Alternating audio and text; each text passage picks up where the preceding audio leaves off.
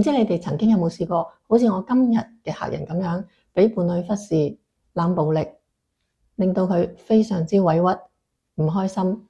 佢為咗表現自己，所以佢拼命對對方好，包容、原諒、忍耐，但係換嚟嘅係一次又一次更加嘅踐踏。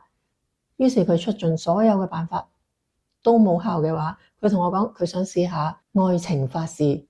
我都有聽過愛情法事，因為我做咗幾百個諮詢，曾經有幾個客人同我講過，佢哋喺感情上都有做過愛情法事，但係嗰個效果並唔係佢哋預期。如果你喺感情上邊都冇任何辦法去應付你嘅伴侶，而你係處於一個低位下風嘅話，有冇諗過其實呢一個係你心輪關閉咗，或者係有啲堵塞？我哋要諗辦法將我哋嘅心輪打開，令到個愛流動得暢順，咁你就可以吸引到好嘅愛情同埋順利嘅愛情。今日呢一集會話俾你聽，點樣將你嘅心輪變翻柔軟，同埋慢慢將佢打開，迎接愛情。另外，我哋用自己嘅能量頻率同對方嘅潛意識溝通，用呢個方法去傳遞你嘅愛意，總好過俾你不停咁樣忍讓對方，令自己委屈嚟得有效。而第三個步驟亦係最尾嘅步驟，我哋會話俾你聽，點樣將能量全部集中翻喺自己身上。只要你能量夠強，頻率夠高，對方就會望到你，就會俾你吸引翻嚟。而且根據經驗，好多時候你會吸引更好嘅喺你身邊，所以要睇到最後啦。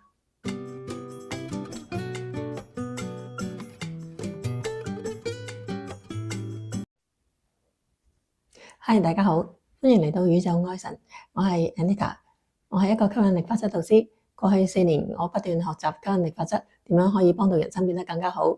另外，我幫助咗超過300人揾出佢哋嘅金錢、感情同埋工作嘅潛意識障礙，令到佢哋嘅人生有大嘅改變。好多人除咗金錢之外，感情都係有好大嘅卡點。其實好多時都係關乎我哋夠唔夠愛自己，同埋我哋嘅配得感。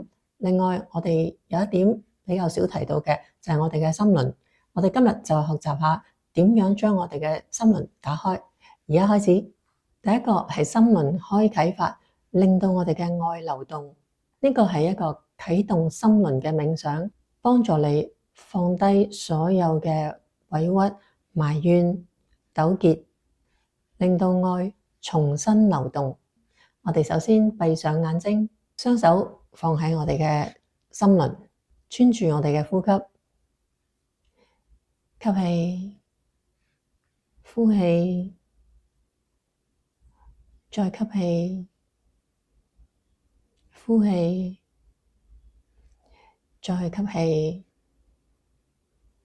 呼氣。每一次吸氣都想象自己吸入溫暖柔和嘅綠色光芒，每一次呼氣都想象自己釋放憤怒、懷疑同埋不安，喺心裏邊輕輕咁同自己重複多次：我選擇愛，我願意原諒，我讓愛流動。然後想象你同你嘅伴侶喺一個綠意盎然嘅花園裏面，你微笑咁望住佢，佢亦都好溫柔咁望住你，去感覺下大家嗰種愛，持續大約5分鐘，令到心輪變得柔軟。然後你會發現你自己會平靜落嚟，平靜落嚟，你會更容易感受到你同你伴侶嘅連結。第二步就係能量共振法，呢個就係我哋靜靜地去呼喚對方。呢個係一種吸引力法則嘅冥想方法，係透過自己嘅頻率將信息傳遞俾對方嘅潛意識。首先你要坐直或者躺下都得，全身放鬆，專注喺你嘅心跳，喺心中想住對方而家坐喺你面前，聽緊你講嘢，輕輕咁講出你心裏邊最真實嘅說話，例如我好掛住你，我想同你好好咁傾下，我願意理解你。然後想象你啱啱講出嚟嘅說話係一個能量，一個金色閃光嘅能量，跟住飄去對方嘅心裏面。呢個冥想你唔需要俾對方知道，你只需要真心令宇宙幫你去傳遞呢個信息就得啦。好啦，嚟到最尾一步，第3步，亦都係最重要嘅一步，自我回歸法。呢一個方法係令到對方都會諗起你。當你越平靜，你嘅感覺越完整，對方就會越想起你。呢個冥想唔係為咗改變對方，而係令你變返最有吸引力嘅你自己。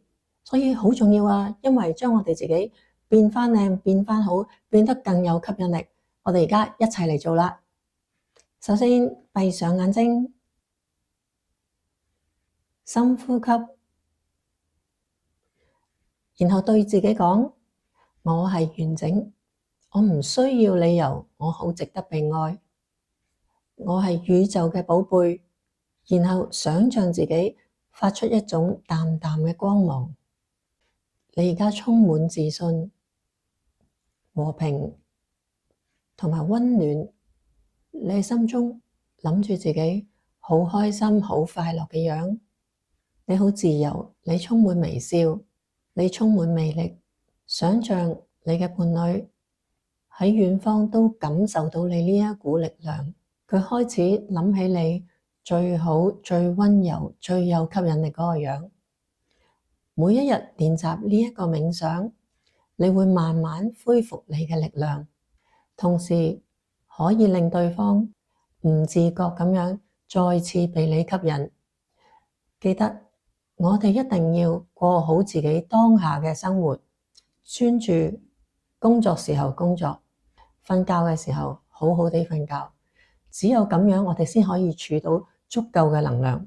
我哋有足夠嘅能量，我哋就會發光。當我哋發光嘅時候，對方就會見到我哋。所以回歸自己係非常重要，係將所有嘅能量都集中返喺自己身上，變成一個最強大、最有吸引力嘅你。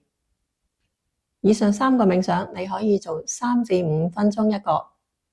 如果你得閒嘅話，就可以3個一齊做。唔得閒呢，可以早午晚做。再唔得閒呢，可以每日做一個。但係記得要多啲練習。